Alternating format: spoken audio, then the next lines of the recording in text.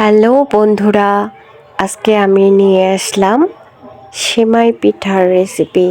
এই যে দেখেন, রংপুরের এদিকে আমাদের এটাকে আমরা বলি সেমাই পিঠা। এটাতে চালের আটা কাওয়া করে চিকন চিকন করে আমরা বানাই নেই। আমার এটা অনেক পছন্দের একটা পিঠা। তো এটা আমি আগেই বানিয়ে রেখেছি। তারপরে আমি 2 লিটারের মতো দুধ এখানে গরম করে নিচ্ছি। দুধটা গরম করতে করতে একদম অর্ধেক পরিমাণ করে নেওয়া লাগবে, মানে ভারী করে নেওয়া লাগবে, তাহলে খেতে ভালো লাগবে। তারপরে আমি দেখেন চিনি দিয়ে বানাবো, গুড়ের কালার নিয়ে আসার জন্য আমি ক্যারামেল দিয়ে দিব। ক্যারামেলটা বানানোর জন্য আমি চিনি আর পানি গরম করে এরকম একটা কালার নিয়ে আসছি। এ পর্যায়ে ঘন ঘন নাড়তে হবে, না হলে পুড়ে যাবে, পরে আবার পিঠাটা তিতা লাগবে। এই যে দেখেন কি সুন্দর। এখানে আমি এ পর্যায়ে পানি ঢেলে দিব আগে, তারপরে পানি ঢালার পরে আস্তে আস্তে দুধ ঢেলে দিব। সরাসরি আপনি দুধ ঢেলে দিলে এটা ছানা হয়ে যাওয়ার সম্ভাবনা থাকে। দেখেন,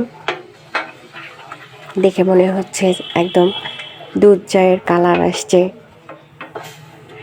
এ পর্যায়ে আমি এটাকে মিক্স করে নিব।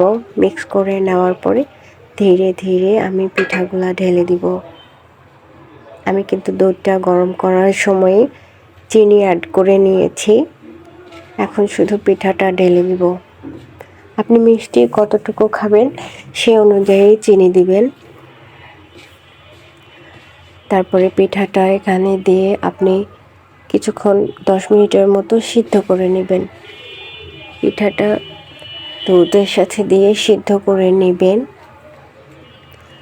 আমি মেয়েদেরকে বলবো, শুধু রূপ থাকলে হয় না, শুধু রূপের ঘষা মাজা করলেই হয় না, কিছু কিছু গুণও থাকতে হয়, যেটা দিয়ে পরবর্তীতে বিয়ের আগে এই গুণ কাজে না লাগলেও বিয়ের পরে কিন্তু গুণটাই কাজে লাগে, রূপটা আর কাজে লাগে না।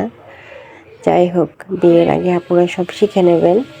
এই যে দেখেন, হয়ে গেছে আমার পিঠা,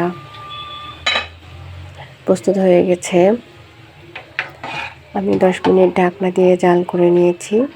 পিঠাটা একদম মাশাআল্লাহ সুন্দর হয়েছে, অনেক অনেক টেস্টি হয়েছে। তারপরে ফাতিমা আর ফাতিমার বাবার এই পিঠাটা, ঝালপুলি পিঠাটা অনেক পছন্দ, তাই আমি এটা বানিয়ে ডিপে সংরক্ষণ করে রাখি। যখনই খেতে চাই আমি ওদেরকে আবার তেলে গরম করে ওদেরকে দেই। এই যে দেখেন, আমার মেয়ে আর আমার হাজবেন্ডের জন্য আর আমার শাশুড়ির জন্য নাস্তা রেডি।